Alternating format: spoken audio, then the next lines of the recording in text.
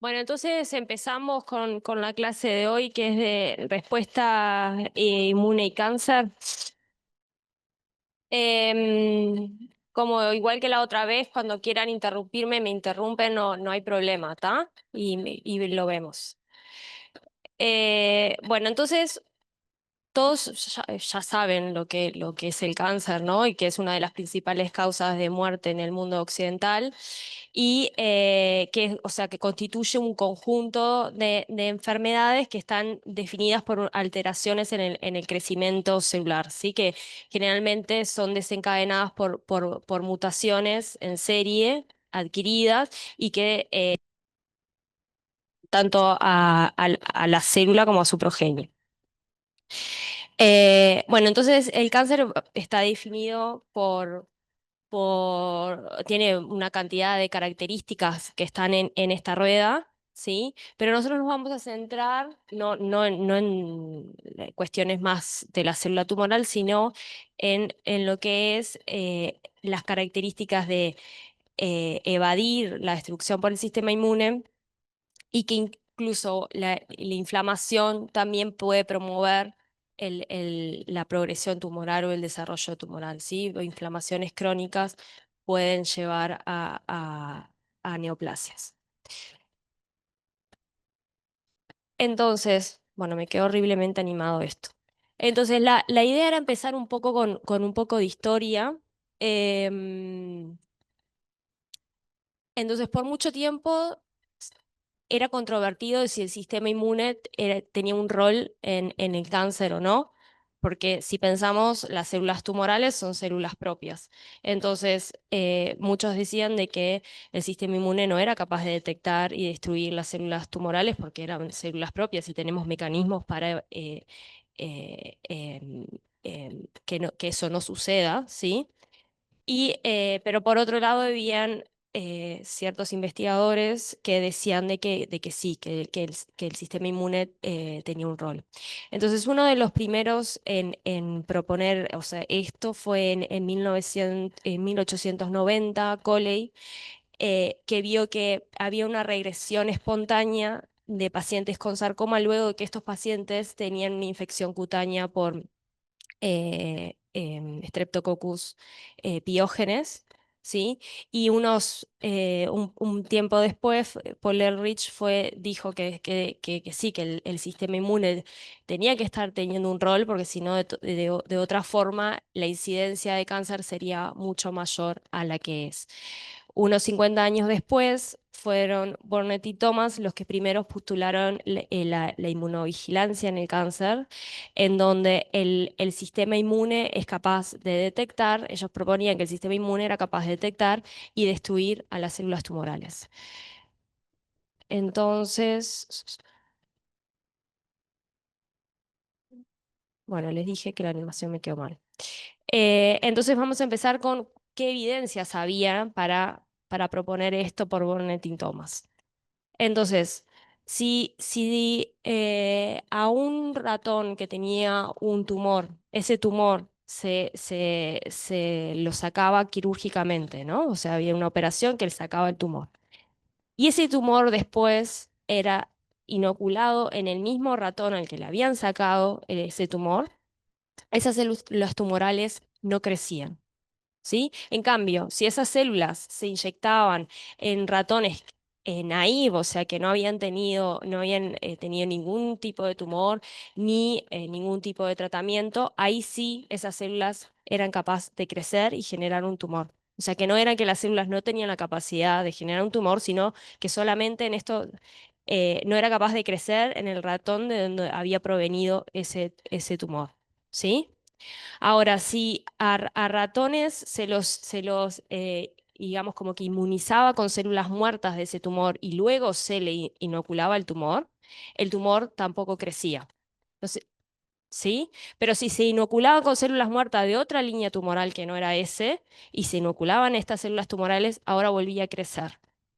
¿Sí? Entonces, esto muestra de que existen antígenos, ¿sí? Que inducen al rechazo de tumores mediante una inmunización activa y que no es lo mismo de que sea otro tipo, eh, que es específico de esas células tumorales, ¿sí? Eso lo vemos acá con el tema de la inmunización con otras células tumorales, ahí no funciona, ¿sí? O sea que es específico de una respuesta activa y específica de antígeno, ¿sí? Además, si se inoculaban ratones inmunocompetentes e inmunodeficientes, la incidencia de cáncer en los ratones inmunodeficientes era mayor que la de los inmunocompetentes. ¿Sí? Todo esto indicando de que sí, que el sistema inmune tiene un rol en protegernos contra el desarrollo de neoplasias.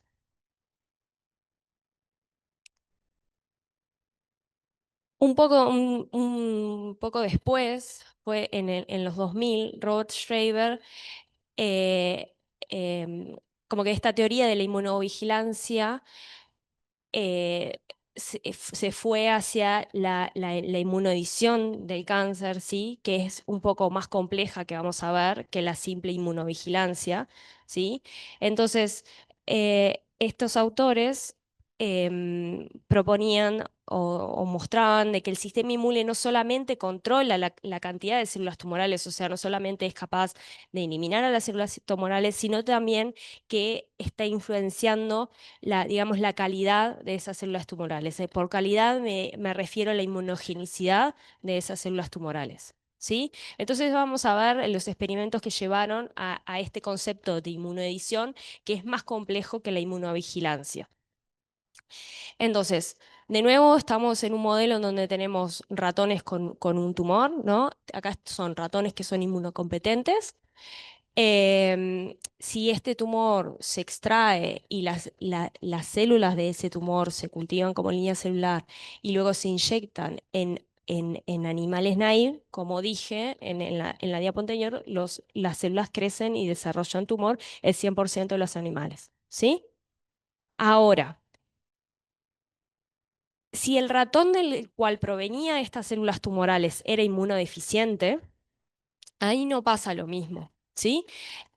Si tenemos varios ratones inmunodeficientes con determinados tumores y hacemos lo mismo, sacamos el tumor, pero lo inoculamos en ratones inmunocompetentes, ahí el 50% de estos ratones desarrollan tumor y el otro 50% no.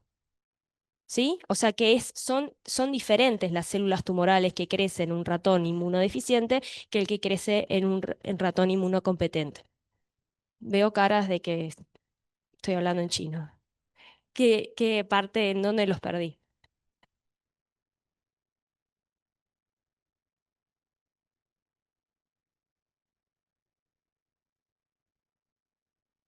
Claro, y por parte del sistema inmune, ¿qué quiere decir eso? O sea, por el del receptor, que esas células son más que, son, claro, ahí va, son más inmunogénicas. ¿Sí? O sea, las células tumorales que crecen en ratones inmunodeficientes son más inmunogénicas que las células que crecen en sí, que las células que crecen en ratones inmunocompetentes. ¿Sí? Y con esto me refiero justamente a que el sistema inmune entonces está moldeando la inmunogenicidad de las células tumorales. ¿Sí? Entonces, entonces, el sistema inmune no solamente protege contra la formación de los tumores, sino que también moldea la inmunogenicidad del tumor. ¿Y esto por qué es?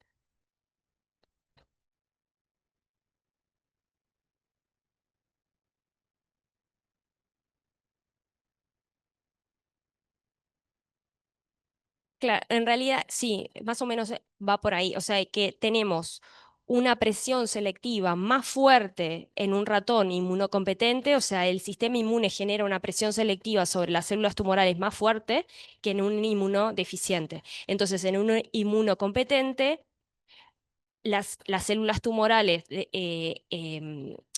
las células tumorales que disminuyen de alguna forma su inmunogenicidad logran sobrevivir y entonces esas son las que son seleccionadas positivamente, digamos, por la presión selectiva Y por eso esos tumores son menos inmunogénicos, porque se seleccionan los clones de células tumorales con menor inmunogenicidad.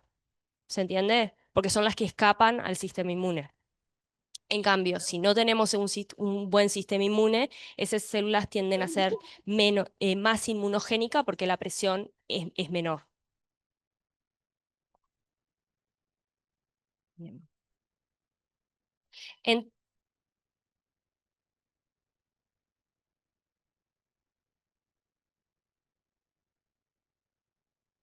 en realidad acá es todo, es todo inoculación, ¿no? O sea, yo estoy inoculando esas células, no estoy esperando que el desarrollo sea espontáneo. Pero esas células que puse, que eran iguales a las mismas que habíamos puesto al principio en un inmuno competente, en el desarrollo del tiempo al final terminan siendo diferentes. ¿Sí? Bueno, entonces la inmunodición del cáncer tiene tres fases. La fase de eliminación, que sería como la inmunovigilancia anterior, ¿sí? Una fase de equilibrio y una fase de escape, ¿sí? Entonces, vamos por el principio. Entonces, durante la transformación celular, la mayor parte de las veces ocurre de que hay ciertas señales de peligro, ¿sí? Señales de daño, hay aparición de antígenos tumorales, hay cambios a nivel de lo que son la expresión de moléculas de MHC o de ligandos para las células NK. Todo eso lo que hace es alertar al sistema inmune de que hay una transformación celular, ¿sí? Entonces ahí se activa la inmunidad innata, que va a activar a la inmunidad adaptativa, y en conjunto van a intentar eliminar ese tumor, ¿sí? Ahora después en las próximas diapos vamos a ver bien los mecanismos. Si esto ocurre completamente, nunca nadie se enteró de que había una célula transformada en el organismo, ¿sí? Se eliminaron y listo. Ahora, si no se logra eliminar completamente, se entra a una fase de equilibrio, ¿sí? En donde acá la inmunidad adaptativa está como que en continuo lucha contra las células tumorales, ¿sí? En donde no lo logra controlar completamente, pero se mantiene ahí como que a raya, ¿sí? Entonces, en esta fase es clínicamente indetectable. ¿Tá? Y esto puede durar muchísimos años, hasta que ese balance se rompe y se pasa a la fase de escape, ¿sí? Entonces, durante esta fase de equilibrio es que se da la edición, ¿sí? Y entonces cuando surgen clones, por ejemplo, menos inmunogénicos, eh, pasa a la fase de escape. ¿Ah? Y en la fase de escape hay mecanismos que los vamos a ver después, que son varios, que ayudan a que esas células tumorales progresen. Por ejemplo, un ambiente inmunorregulador, por ejemplo, la baja expresión de moléculas de MHC y también de ligandos de células NK, o sea, de NKG2D, o sea, bajan los dos, entonces ni los CD8 ni las NK pueden reconocerlos, ¿sí? Eh, y bueno, está. Entonces, ahora vamos a ver un poco más las células que están implicadas tanto en la respuesta antitumoral como en la fase de escape. Pero antes quería mostrarle una evidencia de justamente esta fase de equilibrio. Entonces, esto es un reporte de un caso clínico, ¿sí? En donde una mujer había tenido un melanoma, le habían operado, se había curado ese melanoma y 16 años después muere por causas que no tenían nada que ver con el cáncer y califica como donante de órganos y sus riñones son donados a dos personas. Luego de esos pacientes reciben el riñón de esta paciente y al tiempo desarrollan un cáncer. cuando van a ver qué tipo de cáncer era, ven que es el cáncer que era secundario a un melanoma. Pero ninguno no encontraban algo primario de melanoma, o sea, no tenían primario, sino que era como si fuera una metástasis de un melanoma, pero no le encontraban ningún melanoma que fuera el primario, ¿sí? ¿Se entiende? Entonces, ¿qué nos dice esto? Que en el riñón habían células tumorales que eran metástasis de ese melanoma, que estaban completamente dormidos, digamos, o sea, estaban en esta fase de equilibrio que decía.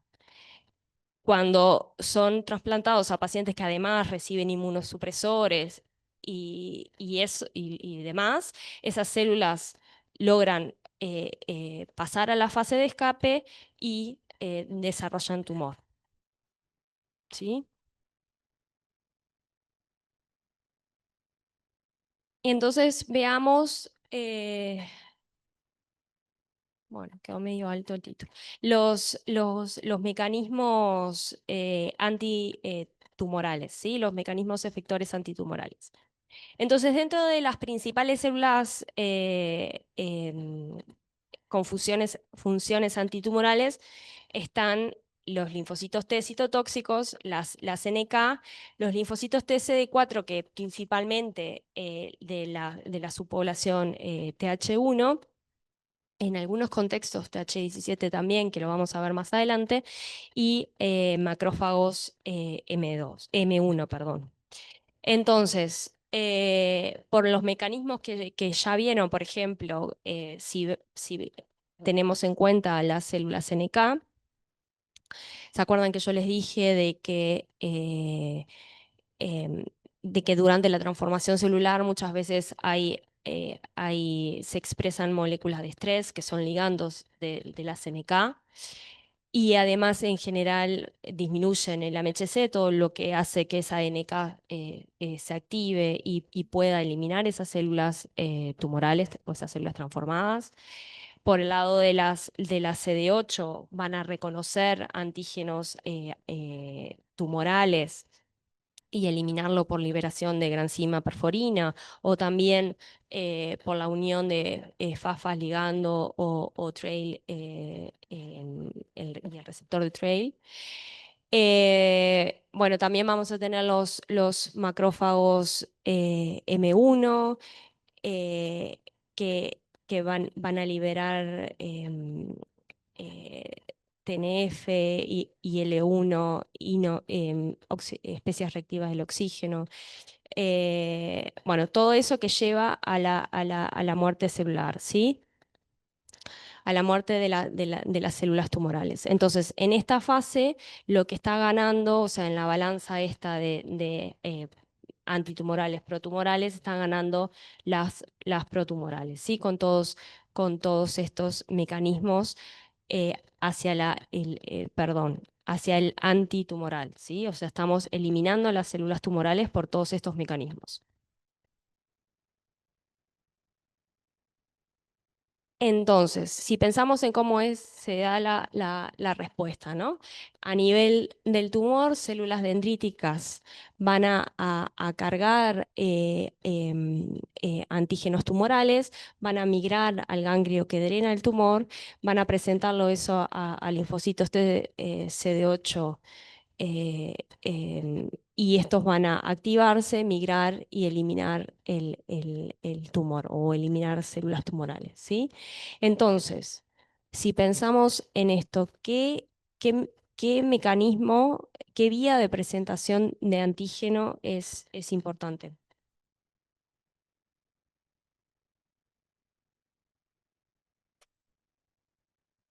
para activar linfocitos TCD8? Ahí va. ¿Y por qué la cruzada? Ahí va, porque generalmente no son tumores de las células presentadoras, ¿sí? No son antígenos que expresan esas células presentadoras, sino que justamente es exógeno, entonces es importante justamente esta presentación cruzada de antígeno. que si quieren la repasamos, ¿sí? O sea, las dendríticas van a capturar antígeno, ese antígeno pasa al citosol y es presentado en moléculas de MHC de clase 1 para activar a los TCD8, ¿sí? Entonces yo les dije que en algunas condiciones las células TH17 podían tener un rol antitumoral, ¿sí? Y el rol de las TH17 en el cáncer es controvertido.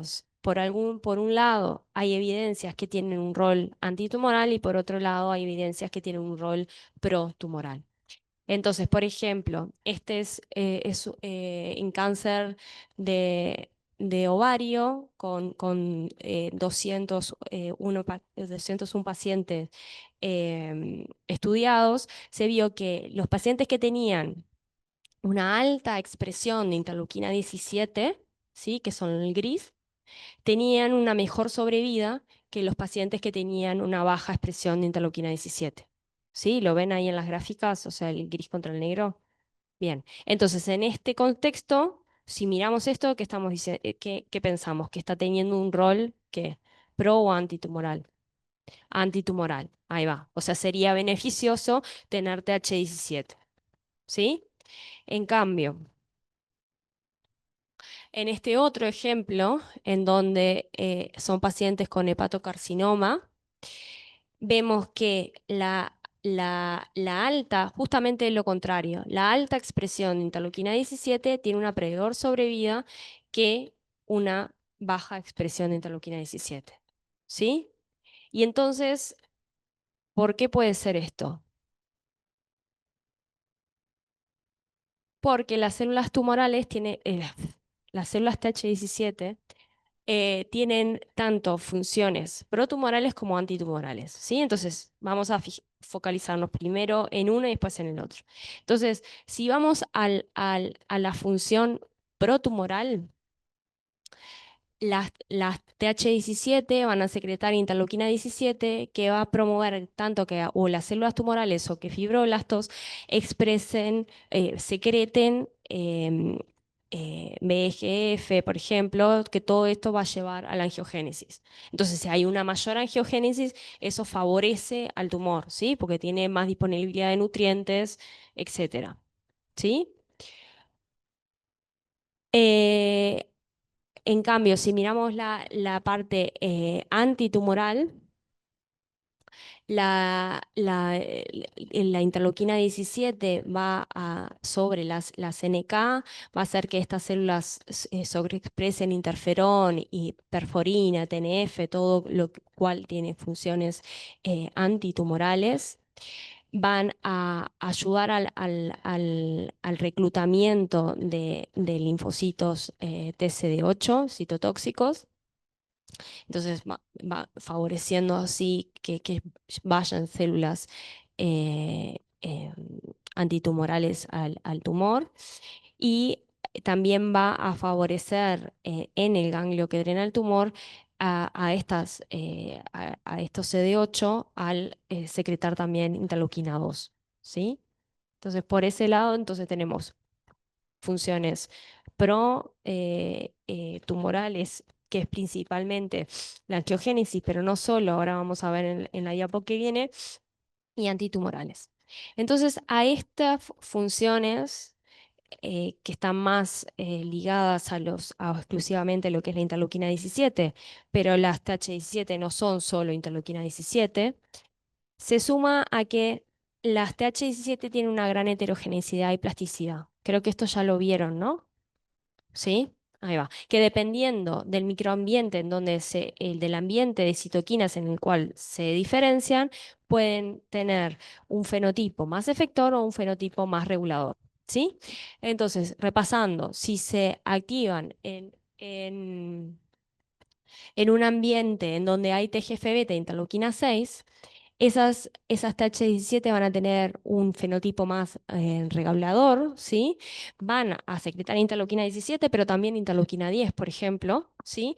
Y además de expresar las endonucleotidasas CD39 y CD73, que lo que van a hacer es van a degradar el ATP para generar adenosina. Y la adenosina, como vieron, tiene funciones antiinflamatorias o inmunosupresoras, ¿sí?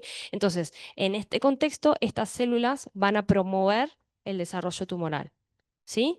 En cambio, si esas TH17 se diferencian en presencia de interleuquina 1 beta, interleuquina 6, interleuquina 23, van a tener un fenotipo más efector, además de expresar en ROR, van a expresar TBET y al expresar TBET van a secretar interferón gamma. Entonces, estas células, justamente por este fenotipo más efector, va a promover la regresión tumoral, o sea que van a tener funciones antitumorales. ¿Sí? Entonces, la complejidad de las TH17 no termina ahí, o sea, una vez diferenciadas, estas células pueden transdiferenciarse a otros fenotipos dependiendo del ambiente en donde se encuentren, y esto va hacia todos lados, ¿sí? Puede ir a una TR, puede ir a una TH1, puede ir a una TH2, etcétera, ¿sí? Entonces, justamente esto es importante porque si en un tumor hay un ambiente de citoquinas que lleva a que esas TH17 tengan un perfil más regulador, en ese contexto tener más TH17 es perjudicial. En cambio, en otros tumores en donde las TH17 tienen un fenotipo más efector, tener más TH17 va a ser favorable. ¿Sí? Y esto explica estos resultados opuestos en diferentes tipos tumorales. Entonces, ahora moviendo un poco a... Sí, no sé dónde me están... Sí,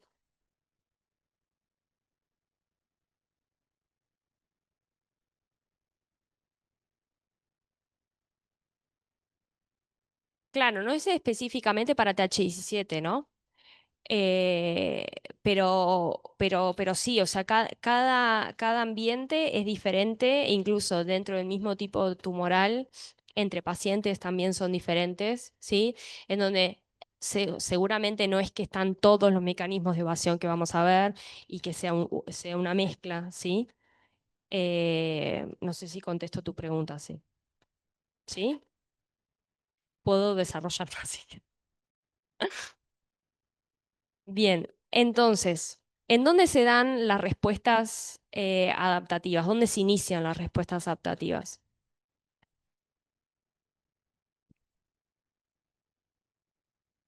Esto es fácil. ¿Dónde se inician? ¿Dónde se activan los linfocitos? ¿Dónde? En el ganglio, ¿sí? Entonces, en órganos linfoides secundarios. ¿Ah? ¿Y qué pasa en el tumor? También hay una activación a niveles de ganglios que drenan el tumor, pero en los tumores se ha visto que hay agregados ectópicos de linfocitos que, bueno, es como dice acá, que se forman en tejidos no linfoides en sitios de inflamación crónica, entre ellos los tumores. ¿Sí? Entonces, como pueden ver acá, esto es un dibujo en donde está el tumor. Y tenemos esta estructura linfoide terciaria, que se le dice en TLS, ¿sí? Que parecerían ser como si fuera un ganglio, en donde hay una zona T con células dendríticas maduras, una zona B con un centro germinal. En ese centro germinal hay dendríticas foliculares, bueno, hay linfocitos B, ¿sí?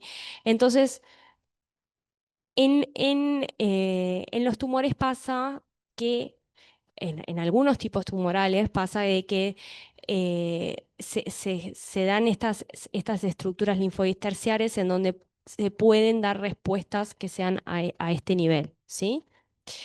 Entonces, se ha visto de que tener estas TLS, pacientes que tienen TLS en sus tumores, se correlaciona con un mejor pronóstico, ¿sí?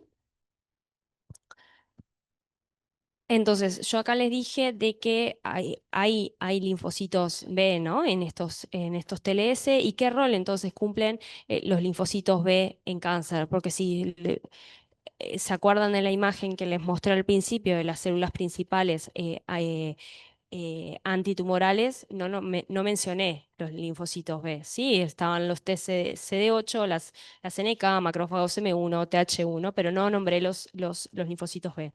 Entonces, ¿tienen un rol o no tienen un rol en la respuesta antitumoral? Y la respuesta es que sí, pero que también tienen roles opuestos, ¿no? Pueden tener tantos roles protumorales como antitumorales.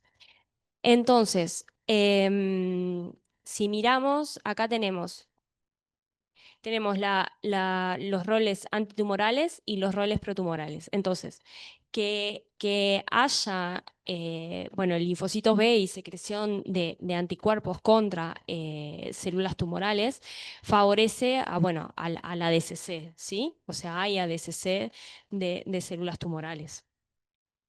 Además, también la formación de inmunocomplejos entre antígenos tumorales y estos anticuerpos va a favorecer la captura de estos inmunocomplejos y la presentación de estos antígenos, ¿sí?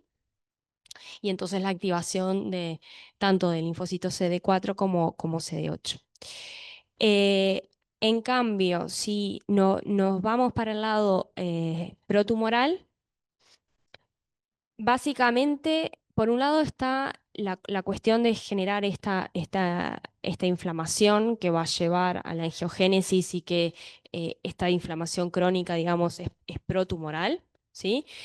O sea, por ejemplo, con la activación del complemento a nivel del tumor, se acuerdan del C3A y el C5A que favorecía la angiogénesis. Entonces, eso va en parte a favorecer el desarrollo tumoral.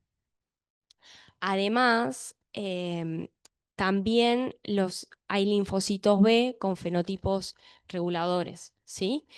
Que van a secretar, por ejemplo, TGF-beta o interleuquina 10, interleuquina 35, eso entonces favoreciendo un ambiente inmunosupresor a nivel tumoral, ¿sí? Entonces, no solamente depende eh, que haya, sino qué tipo de linfocitos B haya, ¿sí? O sea, si hay muchos de los reguladores, no nos va a servir, ¿sí? Entonces, pero en general, los linfocitos B en TLS maduros han sido asociados con una mejor sobrevida en casi todos los tipos tumorales que se han evaluado.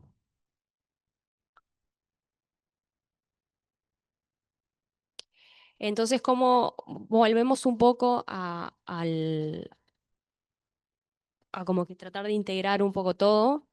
Entonces, en el tumor va a haber muerte de células tumorales, ¿sí? Y liberación entonces de antígenos tumorales que van a ser captados por las células dendríticas, que van a migrar al tumor, sí, bueno, y con señales de peligro, ¿no? O sea, con señales de daño tisular.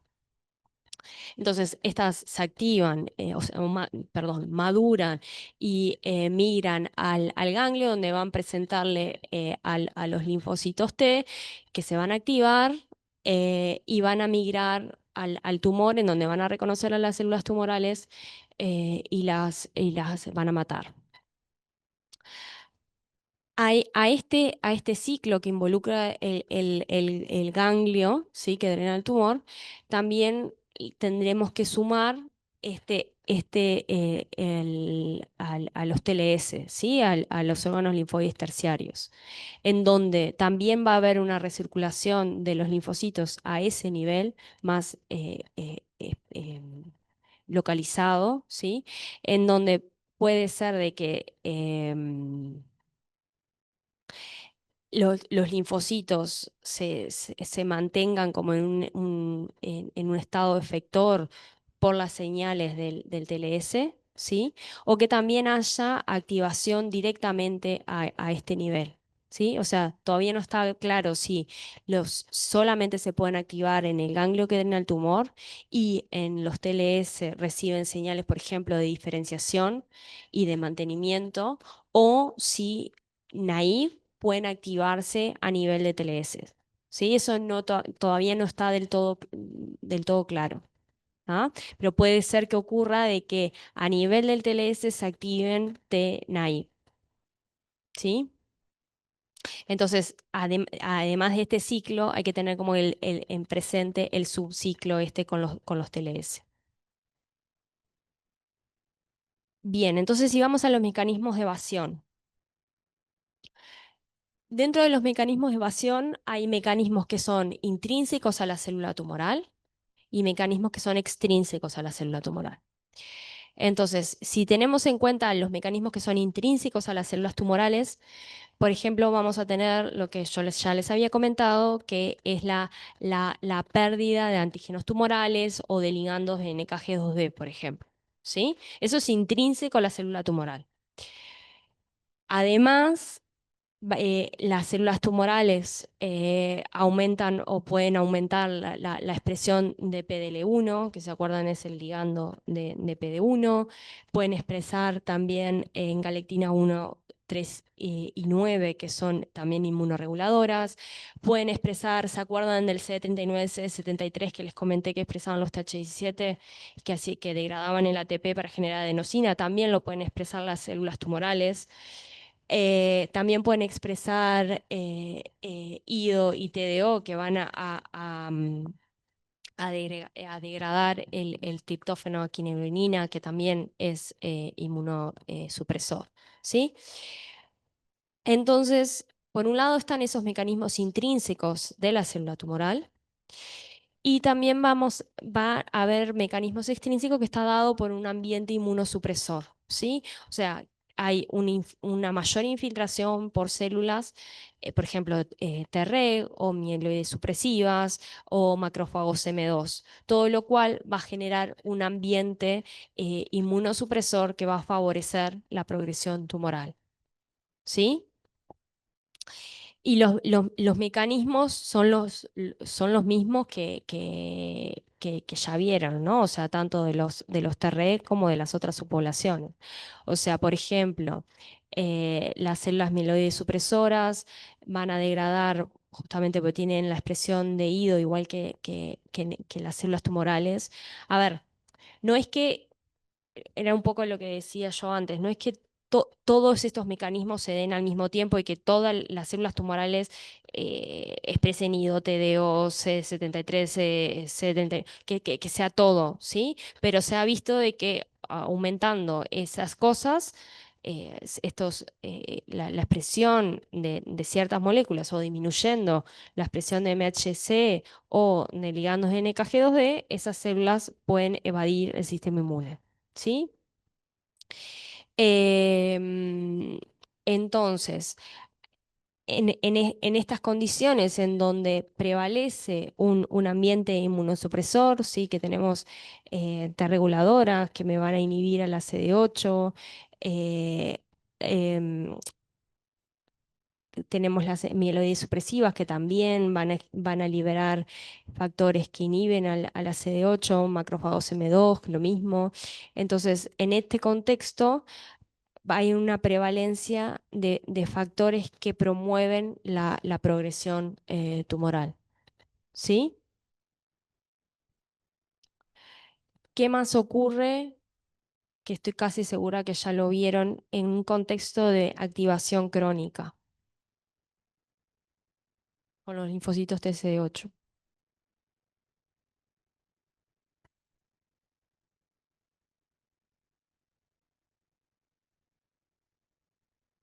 ¿Se acuerdan del agotamiento de los linfocitos T? Entonces, tanto en infecciones virales crónicas como en cáncer, en donde la carga antigénica la carga antigénica no disminuye, ¿sí?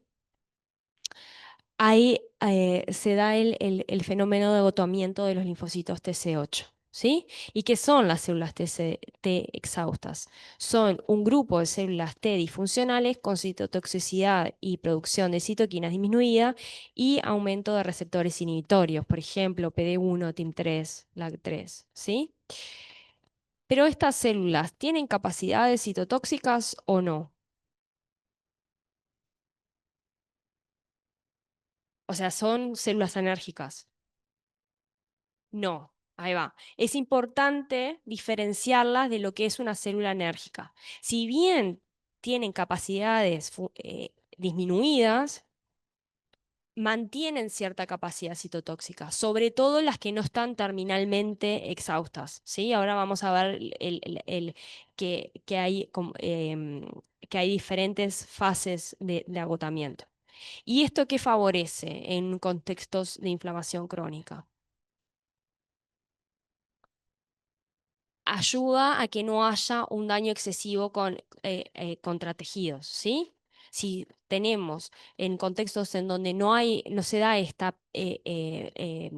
donde el antígeno se mantiene y mantenemos respuestas muy fuertes, lo más probable es que haya daño a tejidos, ¿sí?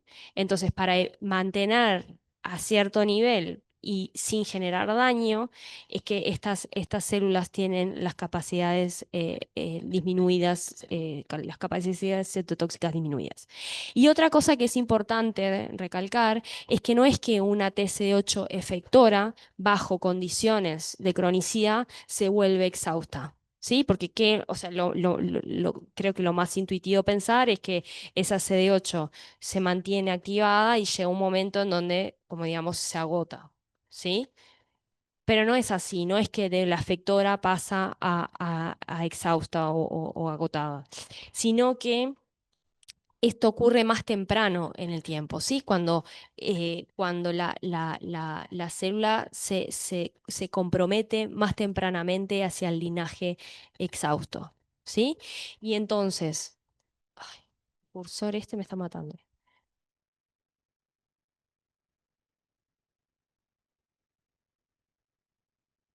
perdón, se trancó la compu. Em, los del Zoom, perdón, pero a ver si ahí. Entonces, ven que acá hay como dos ramas, una que va hacia las memorias y otras que va hacia las exhaustas, porque el compromiso al linaje exhausto es temprano. Entonces, ¿qué marca el compromiso a las exhaustas? Es la expresión del factor de transcripción TOX, ¿sí? Y entonces, esto se cree que es debido en parte a la fuerza de la señal que lleva a este linaje. Y dentro de este linaje, a ver si volvió ahí, ahí va. Y dentro de ese linaje primero vamos a tener precursoras, ¿sí? Exhaustas precursoras, que estas células tienen la capacidad de proliferar, ¿sí? Mantienen cierta capacidad como de proliferar y como de stemness. Em, Esto me parece que está retrancado. Y se puede seguir su diferenciación hacia texaustas progenitoras, que estarían acá. O sea, estas serían, perdón, las progenitoras, que estas tienen cierta capacidad de proliferar. Y acá puede ser de que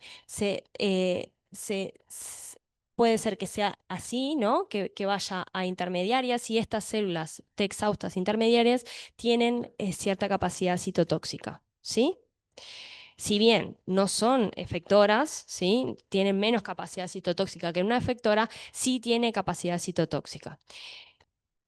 Y después cuando vamos a las terminalmente exhaustas, estas sí ya casi que no tienen funciones efectoras, ¿sí? Están muy diferenciadas hacia el fenotipo exhausto. Eh, Entonces, después vamos a ver cuando vayamos a las terapias de que estas exhaustas progenitoras son blanco de, por ejemplo, del anti-PD1, ¿sí? Que hace que estas proliferen más. Entonces, al proliferar más esta, vamos a tener más de estas intermediarias que tienen capacidad citotóxica y nos va a ayudar en una respuesta antitumoral.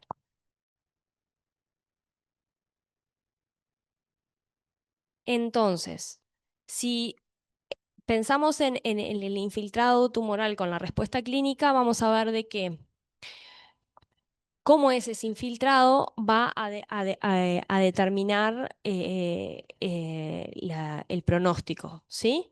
Entonces, podemos separar en cuanto a composición, en donde si prevalecen un ambiente con células efectoras, es de mejor pronóstico que si prevalecen células supresoras, ¿sí? Eso es bastante lineal.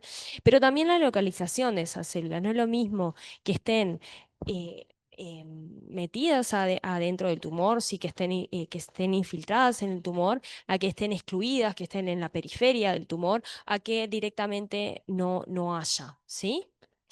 Y también el nivel de activación, en donde si prevalecen los terminalmente exhaustos, ahí no va a haber una buena respuesta. Esto también lo podemos ver, es un poco lo mismo, lo podemos ver en esta imagen, en donde se evaluaron una cantidad de tipos diferentes de cáncer y qué rol tiene las diferentes células en esto, ¿no? O sea, si tenemos CD8, ven que se correlaciona con una mejor respuesta, ¿sí? Están en azul. Si tenemos TRE, con una mala respuesta. ¿Y qué les parece que puede ser acá de que un tumor donde hay más TRE se correlacione con una buena respuesta? ¿Eso les parece que es lógico? ¿Que no es lógico? No sería muy lineal, ¿no? Pero eso podría explicarse, por ejemplo, por mecanismos contrarreguladores. O sea, en donde hay una mayor activación, en general aumentan mecanismos que van a tratar de controlar un poco eso. Entonces, capaz que esas TREG están aumentadas porque hay, por ejemplo, muchísimas TCD8. Entonces, que capaz que es mejor evaluar el ratio TCD8-TREG que solamente una por separado. ¿Se entiende? O incluso de cómo identificaron en los diferentes artículos, porque esto es como un, un, un estudio en donde se tomaban una cantidad de artículos diferentes. Cómo tomaron en cada uno de esos artículos, cómo definieron qué era una TREG. Porque en algunos se define únicamente por FOXP3 y que y ustedes ya lo vieron eso, en humanos, expresar FOXP3 es igual a decir que es TRE. No, ahí va. Porque cuando se activan los linfocitos tienen una expresión transitoria de FOXP3. Entonces, solamente por decir que son FOXP3 positivas, no es lo mismo que decir que son TRE. ¿Sí? Bueno, voy empezando a ir un poco más rápido, porque si no, me faltan 500 diapositivas. Lo mismo también podemos tratar justamente en esto de tratar de predecir la respuesta. Se puede ver si se hacen ratios, por ejemplo, de si se evalúan la presencia de CD8 y, y de memoria CD45RO en el core, o sea, en el centro del tumor o en la periferia, si tenemos o sea, alta presencia de tanto memoria como CD8 en el core y en la periferia, que sería este de acá que tiene 4 high, porque es 4, o sea, es high en cada uno de estos, hay una mejor respuesta que en el caso en donde no tengo ni memoria, no tengo ni CD8, ni en la periferia, ni en el core, que sería este negro. ¿Sí? Lo mismo, bueno, es un poco lo mismo, este es Immunoscore, o sea, son todas formas de tratar de predecir el pronóstico de estos pacientes a partir de su infiltrado inmune, ¿sí? Entonces, el Immunoscore es CD8 y CD3, y lo mismo en el core o en el margen invasivo, y si tienen alta CD3 y CD8, tanto en el core como en el margen invasivo, se correlaciona con con un mejor pronóstico. ¿Sí? Por ahora vamos bien. Ta. Entonces vamos a empezar a lo que son las inmunoterapias. Y dentro de lo que son las inmunoterapias contra el cáncer, hay una gran variedad, ¿sí? Tenemos em, terapias que tienen como blanco la célula tumoral, ¿sí? Por ejemplo, anticuerpos contra antígenos tumorales, ¿sí?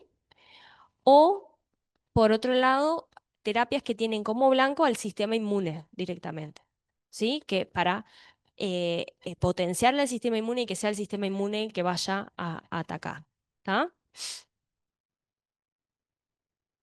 Y cada una de estas terapias va a estar jugando como que a diferentes niveles, ¿sí? Por ejemplo, si se hace una terapia con agonistas de TLR, ahí lo que vamos a estar tratando de hacer es de que las dendríticas maduren mejor y que presenten mejor antígenos para iniciar este ciclo, ¿sí? De cáncer e inmunidad, ¿sí? Después, por ejemplo, vamos a estar viendo,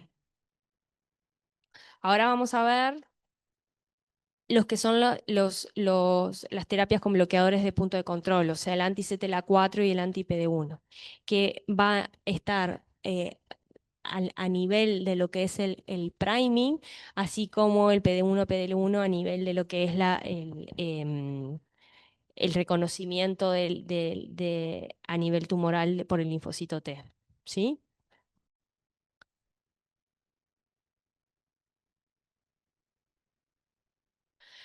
Entonces vamos a empezar un poco con historia, de nuevo, de las inmunoterapias. Entonces, la primera inmunoterapia aprobada para el tratamiento del cáncer fue en 1986, que fue el interferón alfa, ¿sí?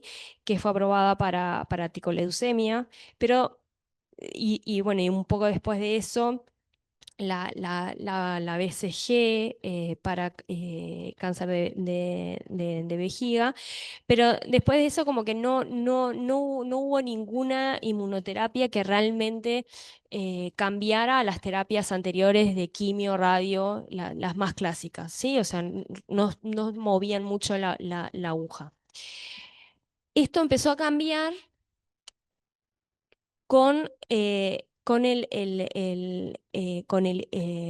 justamente con estos, los bloqueadores de punto de control, el ipilimumab y el nivolumab o pembrolizumab, que son los anti-PD1, ¿sí? Que en 2000, ¿cuándo fue? 2000, me perdí cuándo fue.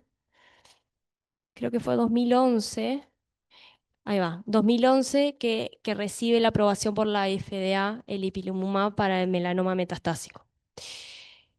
Y tanto fue que revolucionó el tratamiento de pacientes con cáncer, el anti-CTLA4 como el PD1, que en 2018 recibieron el Premio Nobel de Medicina Allison y Onjo, que fueron los que descubrieron estas vías y estos anticuerpos. Entonces empecemos con el anti-CTLA4.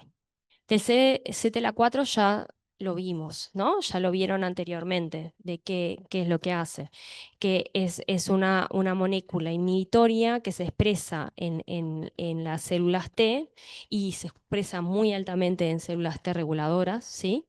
Y que es homólogo al CD28, pero tiene 10 veces más afinidad por el B7 que el CD28. Entonces va a competir con el CD28 por la unión AB7, o sea, por la señal coestimuladora. Entonces, de esa forma va a inhibir la proliferación de los linfocitos T y la producción de interleuquina 2, ¿sí? Entonces, si utilizamos un anticuerpo que se une a CTLA4 y no permite que éste interaccione con B7, vamos a liberar la interacción B7-CD28, ¿sí?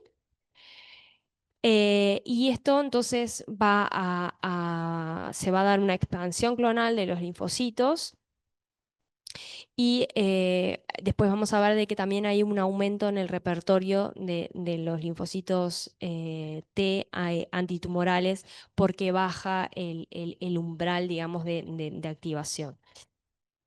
Además, se vio que eh, como los linfocitos T Reg expresan altamente CTLA4, había administrando estos anticuerpos se podía dar la depresión de los Treg, ¿sí?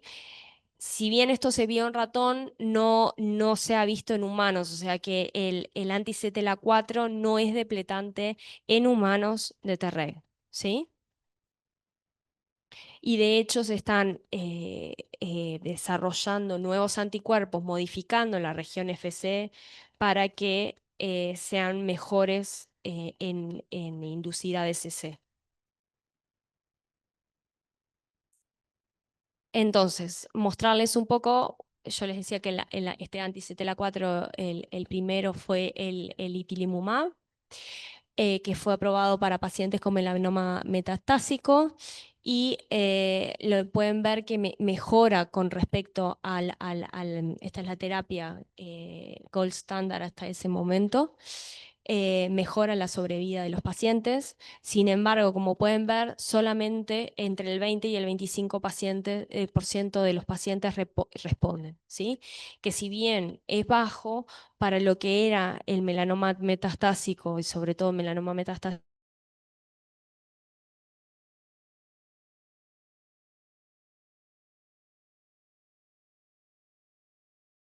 avanzado, el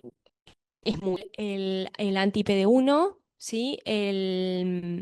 Bueno, el PD1, la unión de PD1 a su ligando inhibe la señalización del TCR, ¿sí? Al reclutar a tirosin quinasas, a tirosin fosfatasas, perdón, que van a desfosforilar el TCR y entonces de esa forma inhibiendo la señalización del TCR, ¿sí?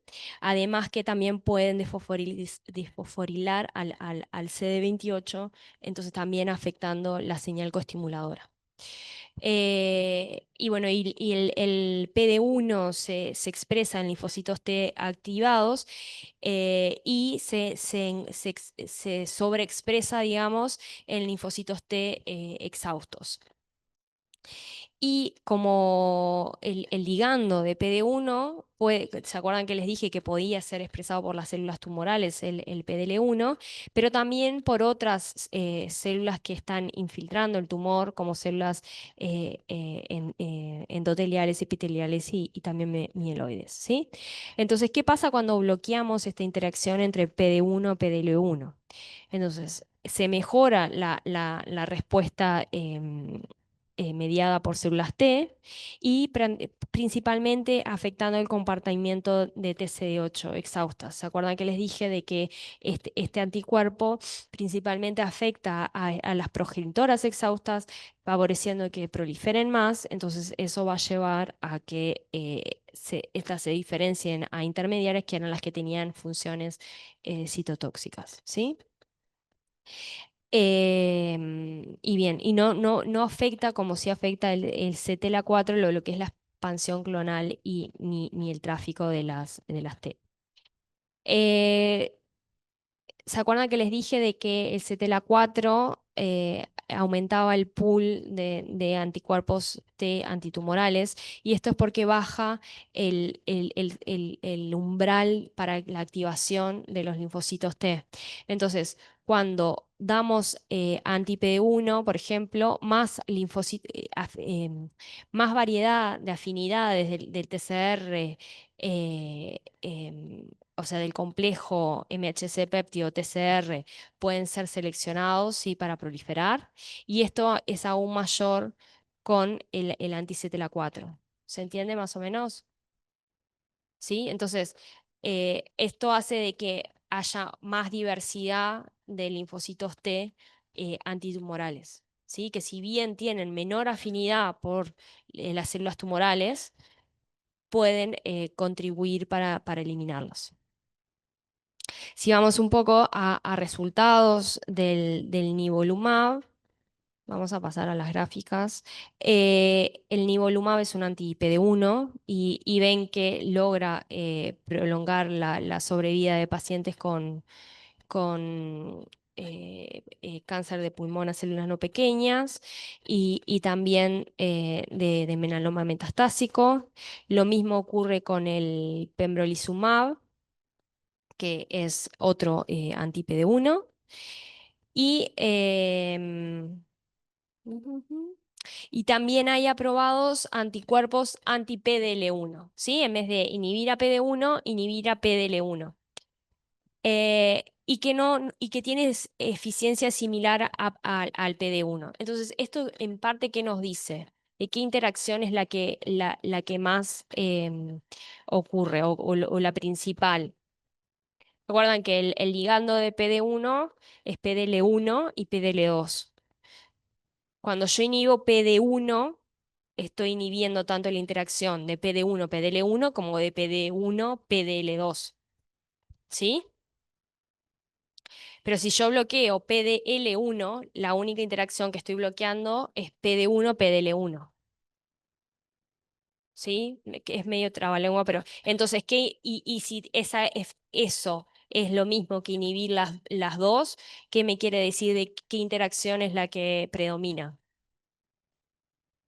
Ahí va, PD1, PDL1, ¿sí? Que la interacción PD1, PDL2 no es tan importante. Y bueno, y como tienen, como que CTLA-4 y PD1 están a niveles diferentes en la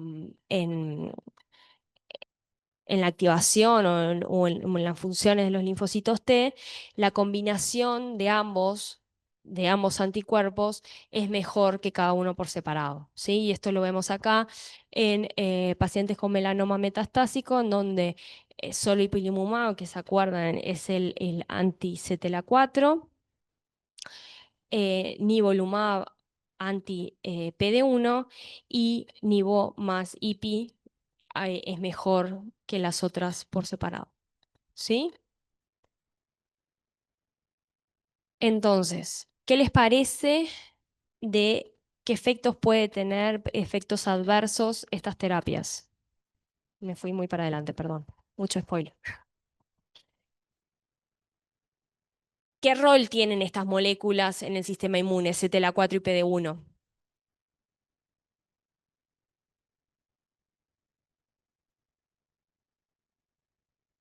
Ahí va, ahí va. Entonces tienen un rol importante en lo que es en lo que es la tolerancia, digamos, ¿sí? En mantener las respuestas en un rango fisiológico.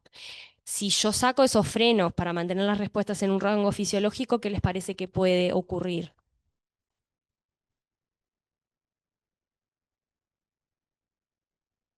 ¿Y a contra qué más? Ahí va. Entonces, puede ocurrir, o es común que ocurran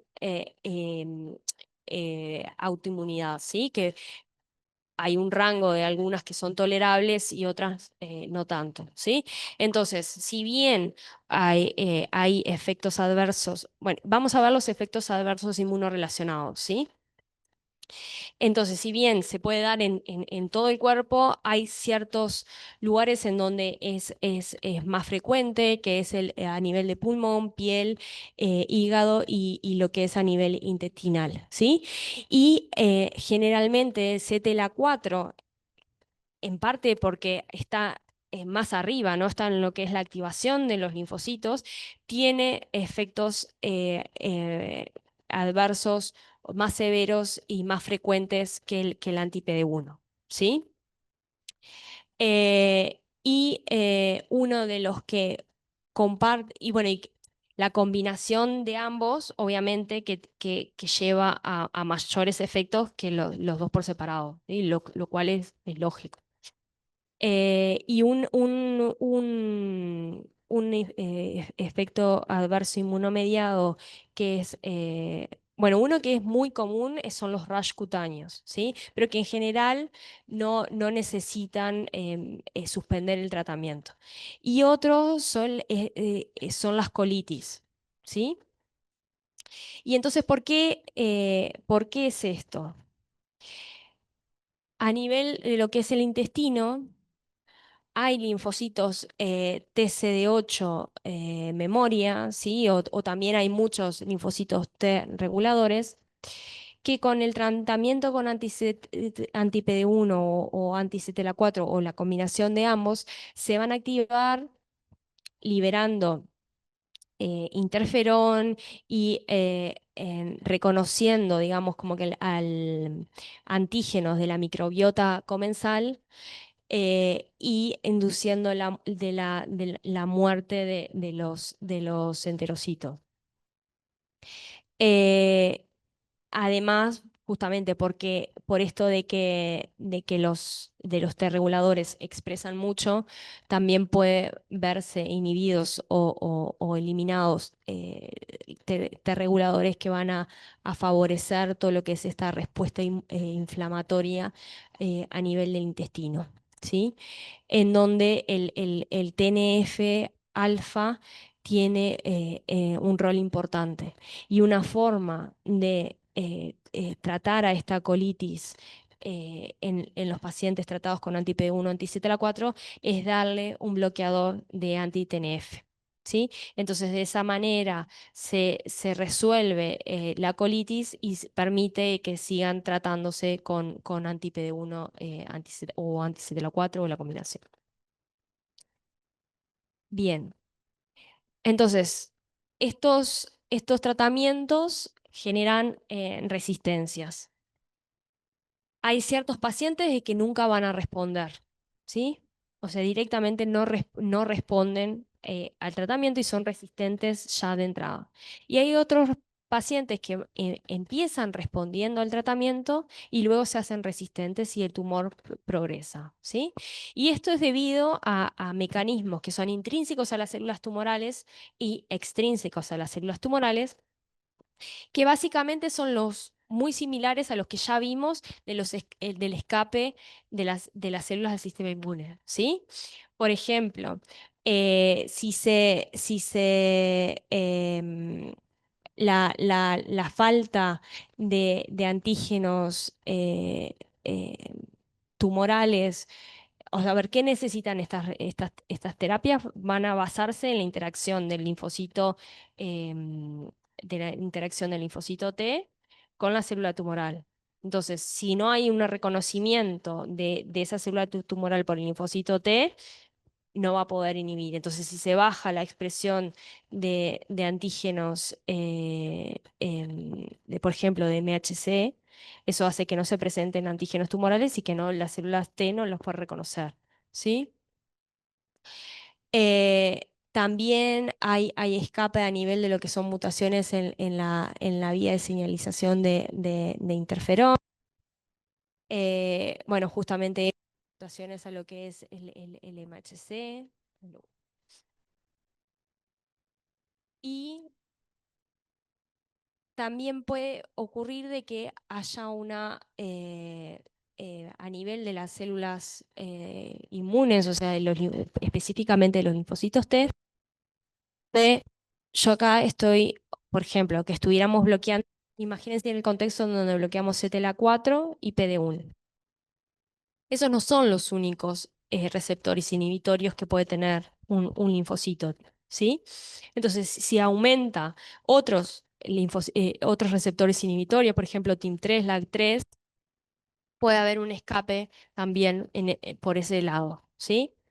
Entonces, vamos a ver de que incluir más combinaciones puede también ser beneficioso. Y también la microbiota eh, tiene un rol en lo que es la respuesta a estos tratamientos, ¿sí? Se vio que algunas, eh, algunas bacterias comensales, o sea, si el paciente tiene determinadas bacterias comensales, por ejemplo, Prebotella, Bifidobacteria, se asocia a una mejor respuesta al anti-PD1, por ejemplo, que si los pacientes están enriquecidos por ejemplo, en, no sé qué dice ahí, bacteroides eh, y otras que no llego a ver. ¿Sí? Entonces, la composición de esa microbiota también va a estar afectando a lo que es la respuesta. Entonces, se ha propuesto, por ejemplo, tratamientos que traten de modular esa microbiota para hacer que se favorezcan especies que favorecen a la respuesta. Por ejemplo, se han hecho ensayos clínicos con transferencia de materia fecal enriquecida con las bacterias que favorecen la respuesta. ¿Sí?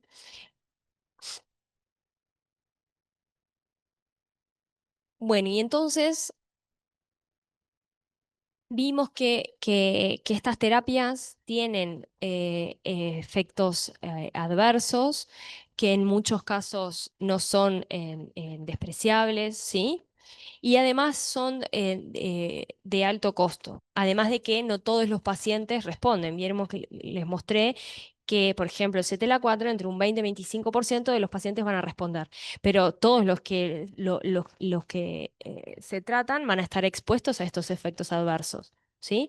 Entonces, identificar de antemano qué pacientes van a ser los que se van a ver beneficiados por estas terapias es lo más racional, ¿sí? Para no exponer a los efectos adversos a pacientes que no se van a ver beneficiados. Además de que se pueden ahorrar tiempo para hacer otros tratamientos en esos. Eh, entonces, la identificación de biomarcadores de respuesta para estos tratamientos no ha sido sencillo y de hecho no hay un único biomarcador que sea capaz de identificar a un paciente que va a responder de uno que no. Hay tres biomarcadores que están aprobados por la FDA, que son estos que están establecidos acá. Y hay varios otros, por ejemplo, los que le comentaba, lo de la microbiota, que no, si bien hay cierto conocimiento de que la microbiota influye y que podemos saber qué pacientes o no van a responder a partir de la microbiota, todavía no han sido aprobados por la FDA. Dentro de los aprobados por la FDA, por ejemplo, está la expresión de PDL1. Esto es en el caso de PD1, ¿no? La expresión de PDL1 por la célula tumoral. Células tumorales, tumores que tienen una alta expresión de PDL1, es racional pensar de que se van a ver mejor, se van a ver beneficiados por inhibir esta interacción PD1-PDL1. Sin embargo, hay tumores que tienen una baja expresión de PDL1 que de todas maneras son beneficiados por el PD1. O sea, de nuevo yendo a este sentido de que no hay un único biomarcador que sea capaz de decir, o sea, blanco y negro va a responder, no va a responder, ¿sí? Después, también tener una alta carga mutacional también se asocia a una mejor respuesta y esto es debido a que al tener una alta carga mutacional va a haber más neoantígenos y más antígenos tumorales para ser reconocidos, ¿sí? Lo mismo en la cuestión esta de mecanismos de reparación del ADN. si las células tumorales son deficientes en mecanismos de reparación del ADN, se van a generar más neoantígenos y de esa manera son tumores que son más inmunogénicos y que responden mejor a estas terapias. De nuevo, ninguna de estas hay tumores que tienen baja carga mutacional, que de todas maneras responden bien a los inhibidores de punto de control. Y bueno, y entonces lo que le venía diciendo es que también se puede ver favorecido utilizando otros puntos de control, ¿sí? Por ejemplo, uno que ha sido aprobado por la FDA es la inhibición de LAG3, que se va a unir a MHC de clase 2 en los macrófagos, generando una inhibición. Eh, bueno, y también Vista, receptor Vista o TIM3, y hay otras que que no están en esta imagen, ¿sí? O sea que la combinación con otros puede favorecer. Y en ese sentido, yo les decía de que el LAG3 fue aprobado en combinación con el anti-PD1, y ven que la inhibición del LAG3 en combinación con el anti-PD1 mejora al anti-PD1 solo.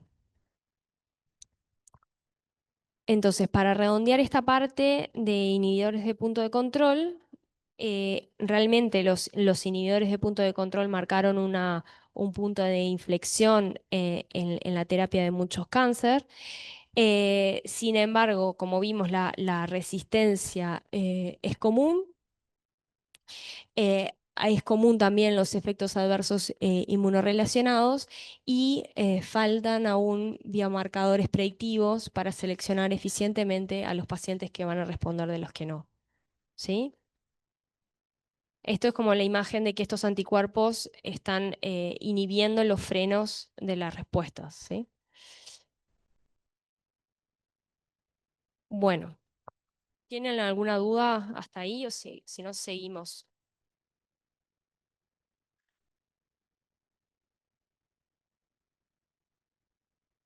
Bueno, entonces seguimos con otros tipos de respuestas, de terapias, perdón.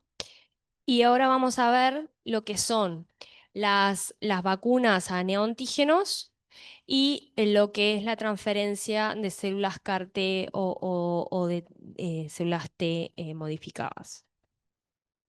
Vamos a empezar entonces por estas últimas.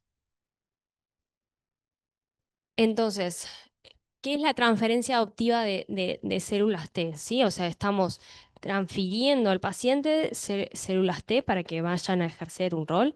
Estas células T pueden ser autólogas, específicas del tumor, o sea, en este caso se sacan las células de T del paciente, se expanden ex vivo, o sea, se expanden en el laboratorio las mismas células del paciente, generalmente activándolas con anti-CD3, anti-CD28 e interleuquina 2.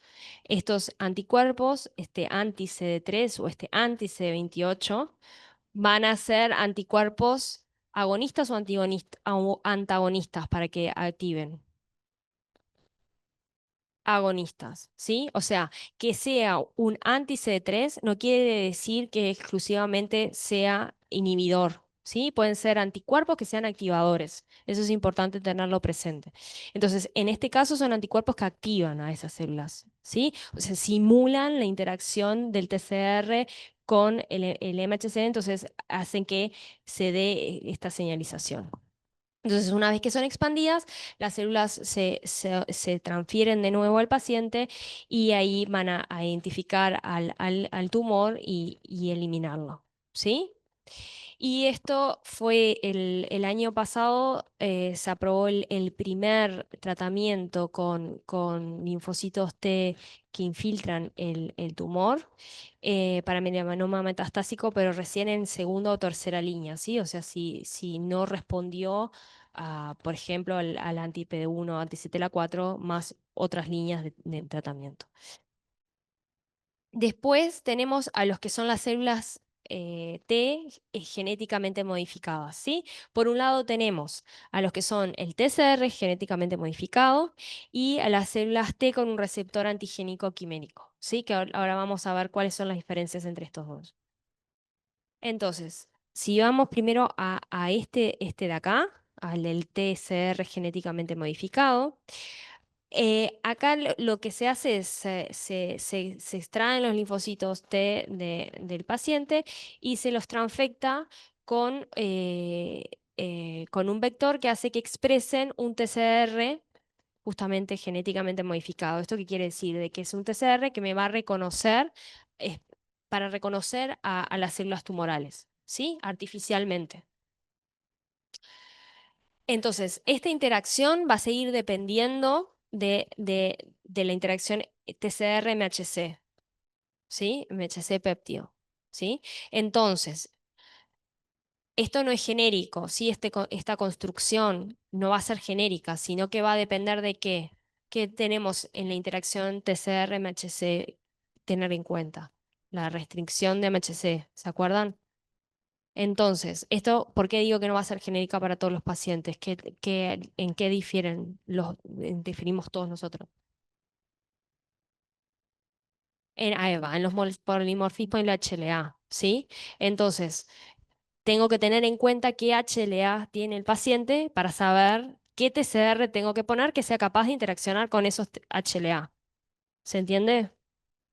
Entonces, que no es una misma construcción para todos los pacientes, sino que en sí es más dirigida.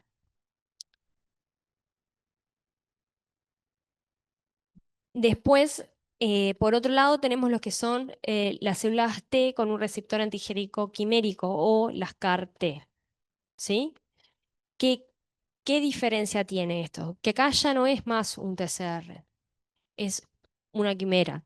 Es la fracción de señalización del TCR, pero el reconocimiento del antígeno va a estar dado por el fragmento, la fracción variable de un anticuerpo. ¿Sí? ¿Se entiende? O sea, que va a estar reconociendo como si fuera un anticuerpo, pero va a estar señalizando como si fuera un TCR. ¿Sí? ¿Esto qué nos permite? Independizarnos de qué? Del MHC. Ahí va.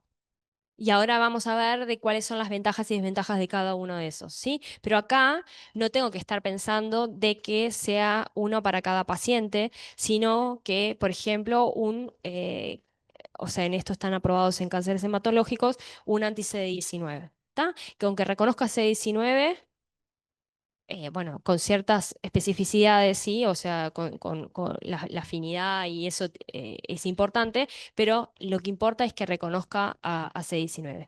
Y se puede, digamos que, tunear o modificar cómo es esta región de señalización. ¿Sí? O sea, vamos a tener la región de señalización del TCR, o sea, la cadena Z, y dependiendo de la generación, qué cambios van a tener. O sea, los CAR-T de primera generación solamente tenían la fracción de señalización. Los de segunda generación agregan el fragmento de coestimulación, ¿sí? Una señal de coestimulación que puede ser o CD28 o 4PB, ¿sí? Y ahí seguimos con las generaciones, en donde la generación 3 agrega dos, que pueden ser dos del mismo, o dos tipos CD28 y 41BB, y así, ¿sí? Después hay otros en donde agregan también producción de citoquinas, o sea que cuando se da este reconocimiento, no solamente se da la señal por la cadena Z de, de este receptor, sino que también se promueve la secreción de citoquinas, ¿sí? Entonces, ¿cómo sería el esquema? Está el paciente, se le hace una leucoféresis Generalmente se criopreserva porque se hace los pasos posteriores se hacen en otro centro que no es el mismo donde se hizo la leucoféresis. Entonces, esos se enriquecen en linfocitos T que son activados, ¿sí? Con perlas anti-C3, anti-CD28 más citoquinas y luego de la activación se transfectan, que generalmente son con vectores virales, pero también se están probando vectores no virales para que, o sea, estos vectores van a tener la información para que ese linfocito exprese este receptor quimérico. ¿Sí? ¿Se entiende? Entonces, una vez que se obtiene las CAR-T, se expanden. Esto es lo mismo, si es CAR-T o el TCR modificado, ¿sí? Estos pasos son los mismos. Y después se vuelve a transferir al paciente. Generalmente se hace una linfodepresión previamente para permitir que los linfocitos que se transfieren se, eh, se expandan mejor, ¿sí? En el paciente. Entonces, vamos a ver las diferencias. Entonces, si entre que sea un TCR modificado o un CAR. Dijimos que el TCR va a depender em, va a depender de la interacción con el MHC, ¿sí? Entonces, va a depender de que el paciente tenga MHC o HLA que sean capaces de reconocer ese TCR genéticamente modificado, ¿sí? Em, en cambio, el CAR es independiente de esa interacción con el MHC. El CAR va a necesitar solamente de la presencia del antígeno porque ya tiene las señales coestimuladoras presentes, ¿sí? O sea, cuando se da esta interacción, no solamente se da la activación de la cadena Z, sino también se encuentran las señales coestimuladoras. ¿Se entiende? Que acá, en este caso, necesitamos además de que estén presentes esas señales coestimuladoras se dé la interacción del CD28 con el B7, por ejemplo, ¿sí? Una desventaja que tiene las CAR es que solamente los blancos de las CAR pueden ser antígenos de superficie, ¿sí? ¿Por qué?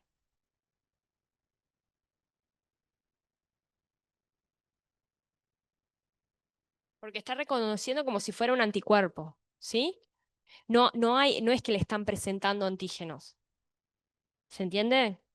Es diferente al TCR genéticamente modificado, en donde sí puede estar dirigido contra proteínas intracelulares, porque son las células tumorales las que les van a estar presentando esos antígenos. ¿Sí? Y bueno, entonces, una vez que se da, esto es en el caso de las CAR-T, una vez que se da esta interacción, o sea, se da el reconocimiento de la célula tumoral por la CAR-T, se da la activación de la cadena Z, que va a llevar a la misma cadena, la misma cascada que ya vieron en la activación del TCR, ¿sí? Con activación de SAP70, bueno, activación, proliferación y liberación de citoquinas y liberación de gránulos citotóxicos, ¿sí? Entonces, es como que utiliza los mecanismos efectores de una T, pero reconoce como si fuera un anticuerpo. ¿Sí? Es como por eso es quimérico, o sea, como que es como una fusión entre lo que es un anticuerpo y lo que es un linfocito T. Entonces, de los CAR-T hay 6 aprobados, todos contra cánceres hematológicos. Como pueden ver acá tienen el target, que la mayor parte o es CD19 o BCMA, que está expresado en las células de mieloma múltiple. Eh, Bueno, y entonces vamos a ver ejemplos, ¿sí? En donde en cánceres hematológicos han tenido muy buenos resultados. Este es el caso de uno de estos CAR-T para tratar leucemia aguda linfoblástica refractaria recaída. Es un CAR-T específico de C19, ¿sí? En donde tiene como señal como coestimulación al 4,1-BB, ¿sí?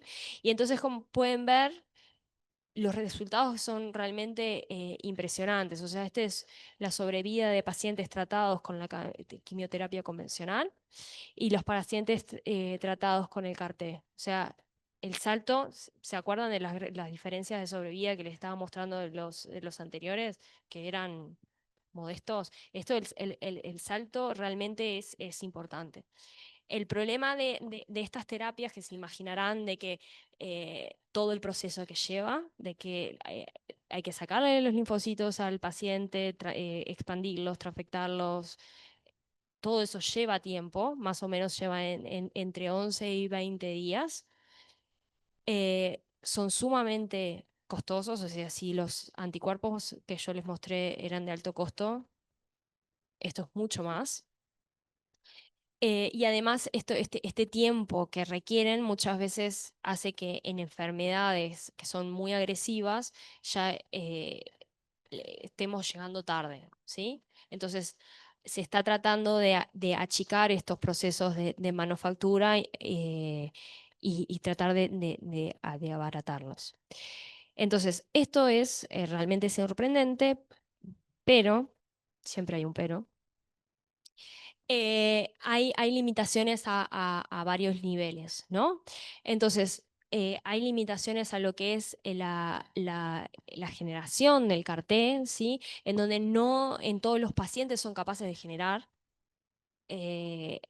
algunos linfocitos de determinados pacientes no logran, por ejemplo, transfectarse bien y expresar el receptor quimérico.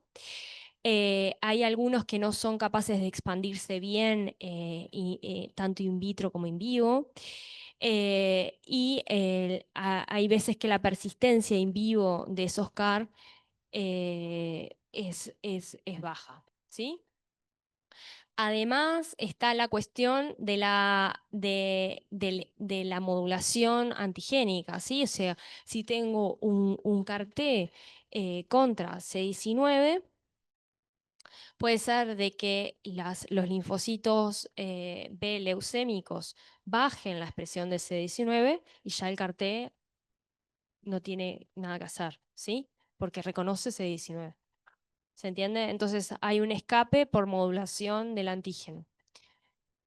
También los efectos adversos son comunes. Es muy común el síndrome de liberación de citoquinas y bastante severo, así como la neurotoxicidad. Eh, y, mm, y de y, mm, y de hecho creo que no es claro si la neurotoxicidad es directa del CAR-T o si es por este síndrome de liberación de citoquinas severo, que puede ser tratado inhibiendo a la interleuquina 6. ¿Sí? Con anticuerpos que bloquean la interleuquina 6 se puede reducir este síndrome de liberación de citoquinas, ¿sí? Que en los casos severos puede llevar a la muerte del paciente. Y otra cuestión, otra limitante, es que yo les mostré que solamente están aprobados para tumores hematológicos, pero no hay ningún CAR-T aprobado para tumores sólidos, ¿sí? Eh, hay varios ensayos clínicos que están tratando de aplicar CAR-T en tumores sólidos, pero no hay ninguno aprobado aún. Eh, Como pueden ver, acá están los tipos de tumores que se están probando: sarcoma, glioblastoma, neuroblastoma, cánceres a nivel intestinal. Y entonces, ¿qué pasa? ¿Por qué no hay ninguno aprobado en los tumores sólidos? ¿Sí? Los tumores sólidos tienen, o sea, ¿qué pasa con ese CAR-T? Tiene que llegar a ese tumor, tiene que infiltrar ese tumor. ¿Sí? Eso a veces no es tan simple. Entonces, lo que se está tratando de hacer es modificar a los CAR-T para que promover este tráfico hacia el tumor. ¿Sí? Por ejemplo, de que estos CAR-T, además de expresar el receptor quimérico, que exprese receptores de quimioquinas que los lleven al microambiente tumoral, ¿sí? O que, por ejemplo, secreten ciertas enzimas que degraden la matriz extracelular del tumor, favoreciendo de que infiltren el tumor, ¿sí? Porque ahí es muy importante que el CAR-T sea capaz de infiltrar el tumor. También otra diferencia que tienen los tumores sólidos es que en general el antígeno al cual se tienen que dirigir no es tan obvio como en los tumores, en los cánceres hematológicos, ¿sí? En donde, por ejemplo, haciendo CD19 o CD20, eliminamos a las células tumorales. También eliminamos, obviamente, a los linfocitos B normales, ¿no? Porque CD19, CD20 no es específico la célula tumoral. Pero es más difícil en los tumores sólidos encontrar un antígeno que no tenga estos problemas de matar todo, ¿sí? Entonces, eh, s- se está viendo de hacer combinaciones de algunos antígenos o que sean CAR-T que tengan dos CAR o que sean CAR que reconozcan en tándem, que reconozcan dos cosas.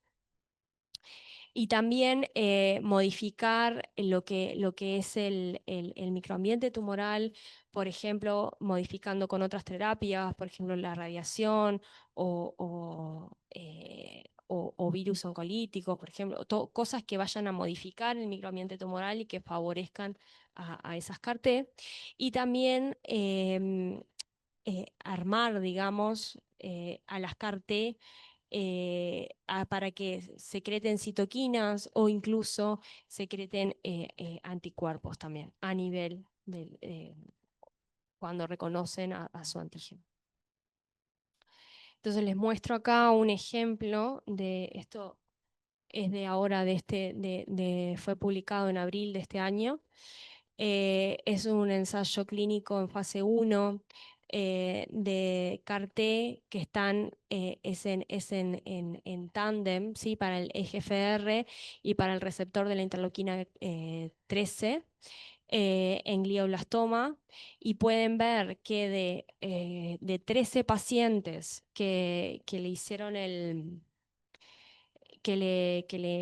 transfirieron ahí, aclarar de que la transferencia es directamente cerebral, ¿sí? O sea, directamente en el tumor o en la región peritumor, ¿sí? Pero no es como en los otros casos que es IB.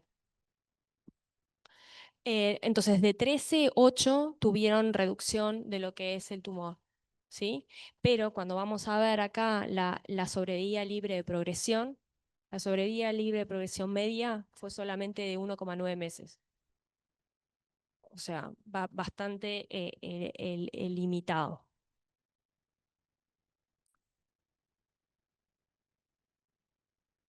¿Dudas hasta ahí o pasamos a las vacunas?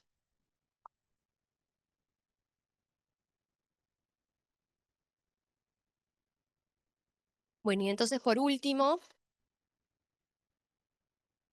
vamos a ver las vacunas con neoantígenos tumorales, ¿sí? Entonces, ¿qué son los neoantígenos tumorales? Son antígenos que son específicos del tumor, ¿sí? Son antígenos nuevos que se generan por las células tumorales. No es lo mismo que los antígenos asociados a tumor, ¿sí? ¿Entienden la diferencia entre un neoantígeno y un antígeno asociado a tumor? Un antígeno asociado a tumor es un antígeno que se expresa en las células, por ejemplo, en las células normales, pero que en las células tumorales se expresa de forma aberrante. Un neoantígeno no se expresa en las células normales, ¿sí? Es nuevo, completamente nuevo. Eh, Entonces, pueden ser calificados de dos tipos. Privados, o sea que son, esto es entendiendo en cuenta entre los diferentes pacientes, ¿no? Privados o públicos. Los privados son únicos y típicamente difieren entre pacientes, ¿sí? O sea que va a depender de paciente a paciente. Y los públicos son antígenos mutados que son compartidos y conservados entre pacientes con un mismo tipo de cáncer, ¿sí? Entonces, estos neoantígenos, por ser antígenos que están ausentes en los tejidos normales, pueden inducir respuestas inmunes con alta especificidad contra las células tumorales. ¿Sí? Bueno, entonces se pueden usar estos neoantígenos como para vacunar y generar respuesta contra ellos. Entonces, ¿cómo se puede identificar un neoantígeno? O sea, acá hay una cuestión que es importante en que no todos los neoantígenos son inmunogénicos, ¿sí? Y para generar una vacuna necesito identificar neoantígenos que sean inmunogénicos, ¿sí? Eh, Creo que leí que más o menos aproximadamente un 2% de las mutaciones, o sea, o de la generación de neoantígenos va a ser inmunogénico, o sea que realmente es muy bajo. ¿Tá? Entonces, ¿qué tengo que tener en cuenta? O sea, o qué va a depender. Va a depender de la traducción y procesamiento de los péptidos, ¿sí? O sea, si yo identifico una mutación, eso va a después se tiene que lograrse traducir y procesar ese péptido, tiene que ser capaces de ser presentados en moléculas de MHC, ¿sí? Si las moléculas de MHC no son capaces de cargar esos péptidos, ese péptido, ese no antígeno no va a ser inmunogénico, ¿sí?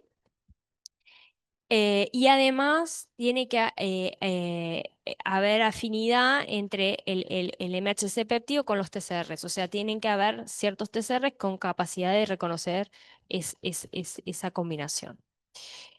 Entonces, ¿cómo se hace para identificar neoantígenos? Entonces, a partir de una muestra tumoral, se secuencia para ver qué mutaciones tiene. Además, tengo que saber qué HLA tiene el paciente.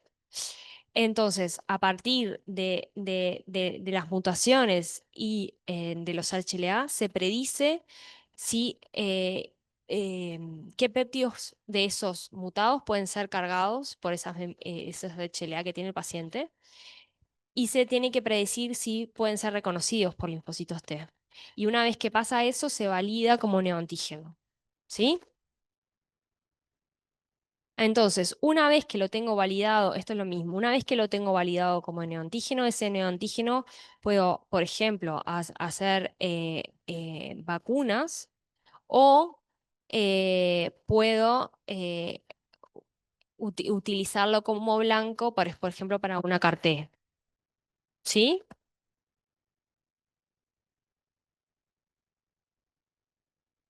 Ahora vamos a ver entonces un poco